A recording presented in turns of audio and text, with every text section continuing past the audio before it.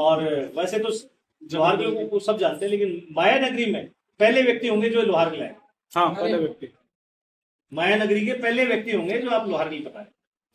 अच्छा, हाँ, क्या खाटू श्याम जी का शीश यहाँ से गया हुआ है। खाटू श्याम जी सारे मायापुरी के सारे जितने किरदार है सब आते हैं, लेकिन लोहारगल जो कि बहुत भाग्यशाली को मिलता है ये तीर्थ, पुराणों में लिखा हुआ है सूर्यदेव है ना? सूर्यदेव है, इसलिए भाग्यशाली को मिलता है। तो मेरे को याद है। बताना थोड़ा सा। ऊर्जा के दाता यही है, ऊर्जा के स्रोत यही है, और इनका तो निवास स्थान नहीं है। इन्होंने तपस्या करके वरदान में प्राप्त किया था इस स्थान। हमारे पिता मैंने जी आपके लिए एक इतिहास बनाया, अभी आपको हम भेंट करेंगे। इसमें हमने साफ लिखा है धरती का पहला गुरु तीर्थ है।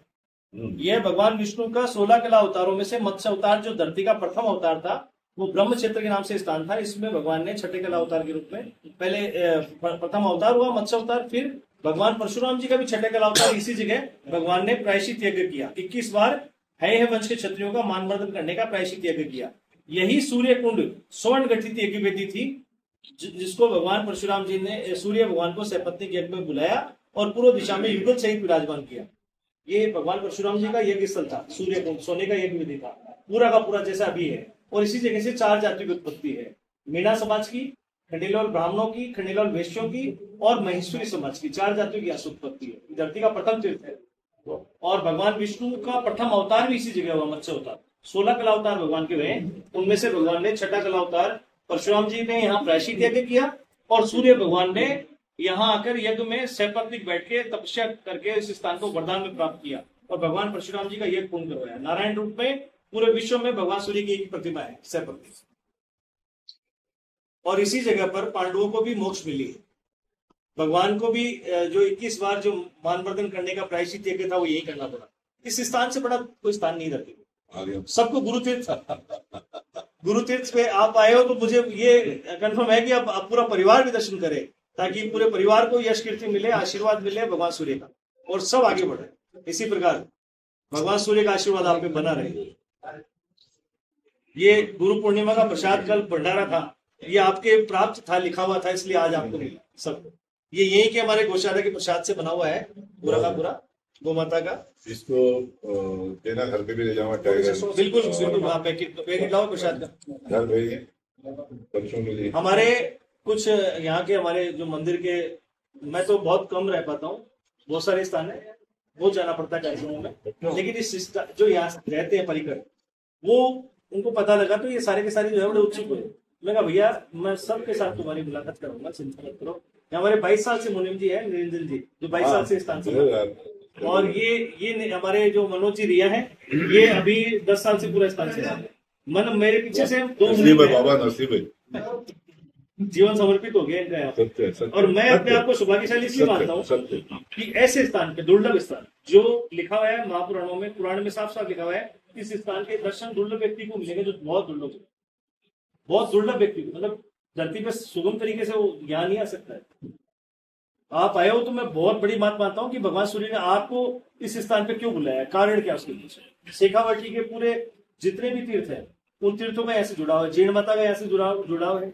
शाकंभरी इसी क्षेत्र में आता है, जो शाकंभरी मैया, जो हम माँ जगदम्बा की आरती करते हैं, उसमें एक लाइन बोली जाती है, श्री माल के तुम्हें राजत कोटि रतन ज्योति। सुनते हैं आरती की है, जब लाइन बोली ना, उस आरती में ये लाइन आती है, श्री माल के तुम्हें राजत कोटि रत्न ज्योति। वो इसलिए बोली जाती है कि यहाँ जब भगवान सूर्य ने सपत्नीक तपस्या की, उससे पहले भगवान परशुराम जी ने यहाँ प्रायश्चित यज्ञ किया था। उससे पहले जब ये क्षेत्र था, इसको ब्रह्म क्षेत्र के नाम से जानते थे। जब भगवान विष्णु का प्रथम मत्स्य अवतार हुआ धरती पर, शंखासुर राक्षस का भगवान ने वध करने के लिए इस स्थान को प्राप्त किया। इस स्थान पे भगवान ने मत्स्य अवतार ग्रहण किया। मत्स्य अवतार लेकर के शंखासुर राक्षस का भगवान ने वध किया। ये समुद्र था पूरा का पूरा 72 किलोमीटर में, 72 किलोमीटर में समुद्र था पहले। समुद्र में ब्रह्म क्षेत्र इसका नाम था, और समुद्र में भगवान विष्णु ने प्रथम अवतार ग्रहण किया मत्स्य अवतार। इस ब्रह्म क्षेत्र का उल्लेख आता है पद्म पुराण। पद्म पुराण जो पुराणों में हमें सर्वश्रेष्ठ पुराण है, उसमें उल्लेख आता है कि भगवान विष्णु ने यहाँ मत्स्य अवतार ग्रहण करके शंखासुर राक्षस का वध किया और वेदोद्धार किया। वेदों का उद्धार हुआ इस जल में। भगवान विष्णु से उद्धार हुआ, हाँ, वेदों का उद्धार हुआ यहाँ से। फिर भगवान के इस जल में चरण लगे, चरण लगने से इतना पवित्र हो गया कि दर्शन मात्र से मोक्ष होने लगी। जो भी जीव प्राणी यहाँ पर दर्शन करता, उसको मोक्ष प्राप्त हो जाता। इस धरती पे जो भी आता, वो अगर इस जल के ऊपर से विचरण भी कर जाता तो उसको मोक्ष हो जाया करते, सीधा भगवान के श्री चरणों में चला जाता था वो। तो फिर सृष्टि क्रम जब बाधित हुआ, तब भगवान ने तय किया कि इस स्थान को ढका जाए। तो बड़ी चीज की आवश्यकता पड़ी ढकने की। तो पर्वतों के बगैर ढक नहीं सकते, 72 किलोमीटर का सरोवर था ये। तो भगवान ने तय किया कि इसको ढकने के लिए बड़ी चीज की आवश्यकता है, पर्वतों से ढकाया जाए इसको। तो माल और केतु दो भाई हैं, सुमेरु पर्वत के पोते और दोहते। एक नाती है, एक लड़का लड़की का लड़का है, एक लड़के का लड़का है। ये दोनों भाई तपस्या कर रहे थे कि हमारा कलयुग में आरती में नाम आए, ऐसी इनकी इच्छा थी। तो भगवान ने इन दोनों पर्वतों को आदेश दिया कि आप जाके इस जल को आच्छादित कर दो, ढक दो इसको। तो दोनों पर्वत उड़ते हुए आए और इस जल के ऊपर आच्छादित हो गए, इसको विराजमान हो गए। तो 7 धाराओं में दबाव गिरा जल पे, तो 7 धाराओं में जलधाराएं फूटी। पहली जलधारा लोहारगल, इसका नाम नहीं था, अलग अलग नाम थे, अलग अलग कालों में अलग अलग नाम रहे इनके। पहली लोहारगल, दूसरी किरोड़ी, तीसरी शाकंभरी, पिंडाकुंड, टपकेश्वर, शोभावती और खोरीकुंड। इनके सभी धाराओं के अलग अलग इतिहास है, लेकिन ये प्रमुख धारा क्यों बनी, इसके पीछे कारण क्या है? लोहारगल। लोहारगल नाम तो पड़ा है 5000 साल पहले पांडवों के आने पहले से। अच्छा। और उससे पहले तो उसके अलग अलग कालों में 2-3 नाम रहे हैं।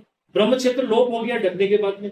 तो भगवान की भविष्यवाणी हुई कि ये जो जलधाराएं, जो धारा फूटी है, जलधाराएं 7 धाराओं में जलधारा निकली है इस समुद्र में से, तो ये जलधाराएं अलग अलग भागों में मैंने बांट दी। 72 किलोमीटर की जलधाराएं, कोई 7 किलोमीटर पे, कोई 5 किलोमीटर पे, कोई 10 किलोमीटर पे। तो उन जलधाराओं में लोग बाग दर्शन करेंगे, स्नान आदि करेंगे, तो कलयुग में जाके पापों से मुक्त होंगे। कलयुग तक ये तीर्थ लोप रहेगा, लोप शब्द लिखा उसमें, छुपा हुआ रहेगा। तो आज ये 15 साल में लोगों तक ये तीर्थ पहुंच रहा है। उससे पहले धरती का पहला तीर्थ है, वो तो पहुंच जाना चाहिए था, लेकिन भगवान ने साफ लिखा है लोहारगल माध्यम में कि ये तीर्थ कलयुग में जाके इसका प्रादुर्भाव होगा। लोग बाग धरती पे जब सारे तीर्थ नशूर हो जाएंगे, तब इस तीर्थ में आके और भगवान सूर्य नारायण को प्रणाम करेंगे, सूर्य कुंड में स्नान करेंगे, तो पापों से मुक्त होंगे, न कि मोक्ष को प्राप्त होंगे। मोक्ष की प्राप्ति का रास्ता मैंने 7 धाराओं में बांट दिया है। 7 धाराओं में, 7 धाराओं में एक समय में कोई दर्शन नहीं कर सकता और एक समय में कोई स्नान नहीं कर सकता। तो एक समय में स्नान नहीं कर सकता तो मोक्ष प्राप्ति नहीं हो सकती। तो मैंने पापों से मुक्ति के लिए रास्ता खुला छोड़ा। भगवान उस समय ये अंतर ध्यान हो गए बात बोल के। और जब भगवान अपने लोग चले गए, तब परशुराम जी ने धरती पर 6 कला अवतार, भगवान विष्णु के 16 कला अवतारों में से परशुराम जी 6ठे कला अवतार। तो 6ठे कला अवतार भगवान परशुराम जी जब धरती पर आविश अवतार हुआ और अपने पिता जमदग्नि ऋषि का जब उन्होंने बदला लिया और 21 बार है वंश के क्षत्रियों का मानवर्धन किया, 21 बार है वंश के क्षत्रियों का उन्होंने मानवर्धन किया, आविश अवतार हुए। तब भगवान को जब होश आया कि मैं तो ये मेरे जो भी राह में आया उसी को मैंने तो पूर्णाहुति कर दी। तो भगवान सोचे कि धरती पर जो भी आता है उसको तो नवग्रह लगते हैं, सूर्य भगवान के जितने भी नवग्रह हैं सारे लग जाते हैं, तो उनके हाथ से कोई ना कोई गलत कार्य भी हो जाता है। तो मैं प्रायश्चित तो करूं, क्यों? प्रायश्चित करने का एक मार्ग है तीर्थ स्थल धरती पर, तो प्रायश्चित तो करें। धरती पर हमने सब कुछ कर लिया, लेकिन अब तो प्रायश्चित करें, नहीं तो यहाँ से जा ही नहीं सकते, जाएंगे तो नरक मिलेगा। तो भगवान ने तय किया कि मैं भी, भगवान नरक क्यों मिलेगा सुनिए, उसके पीछे कारण है। देवताओं को तो पता होता है सब कुछ, लेकिन भगवान परशुराम जी ने यहाँ पर ये जो कार्य उनके हाथ से हुआ उसका प्रायश्चित यही करने का निश्चय किया। कृष्ण ने भी किया, राम ने भी किया, सबने किया, सबको नवग्रह भी लगे और उनको वनवास भी भोगना पड़ा। लेकिन यहाँ भगवान सूर्य के परशुराम जी के अवतार पे उन्होंने तय किया कि मैं सूर्य क्षेत्र, क्योंकि ये सूर्य क्षेत्र रहा, सूर्य भगवान की यहाँ स्थापना होगी उस समय से, तो ये सूर्य कुंड जो है उन्होंने स्वर्ण गठित यज्ञ विधि बनाई सोने की, इतनी बड़ी, जितना बड़ा कुंड है उतनी बड़ी यज्ञ विधि बनाई। और यज्ञ विधि बना के परशुराम जी ने प्रायश्चित यज्ञ करने का निश्चय किया। तब भगवान सूर्य की आवश्यकता पड़ गई, क्योंकि पूर्व दिशा में यज्ञ विधि के भगवान सूर्य का स्थान होता है, पश्चिम में रुद्र का होता है। तो भगवान सूर्य को आह्वान किया कि आप आइए और मेरे यज्ञ का पूर्व दिशा का जो भाग है वो उसमें विराजमान होइए, सहपत्नी का के यज्ञ में बैठिए, क्योंकि मैंने क्षत्रियों का मानवर्धन किया। क्षत्रिय समाज के कुल देवता सूर्य देव हैं, तो मैं क्षत्रियों के कुल देवता का जब तक आशीर्वाद प्राप्त नहीं हो, जब तक यज्ञ मेरा पूर्ण नहीं हो, उस यज्ञ के भाग, यज्ञ में सबसे बड़ा भाग सूर्य का होता है, तो सूर्य भगवान का आशीर्वाद नहीं हुआ जब तक यज्ञ पूर्ण नहीं हो सकता। तो भगवान सूर्य को आह्वान करके उन्होंने बुलाया और भगवान सूर्य यहाँ से पत्नी का आके यज्ञ में बैठे, पूर्व दिशा में नारायण रूप में आए, क्योंकि माँ संज्ञा देवी जो थी उनके साथ में थी। माँ संज्ञा देवी ने कहा, प्रभु अगर आप इस रूप में जाओगे तो धरती स्वाहा हो जाएगी, तो आप नारायण रूप धारण कीजिए, मैं भी नारायण रूप में चलती हूँ। तो भगवान विष्णु के रूप में पत्नी के साथ में नारायण रूप धारण करके भगवान आके यज्ञ में बैठे और यज्ञ पूर्ण करवाया भगवान परशुराम जी का, और अपना शिवलिंग इन्होंने अपने हाथ से स्थापित किया। तब से ये स्थान जो है भगवान सूर्य नारायण का यहाँ पे अकट्य प्रमाण के रूप में विराजमान है।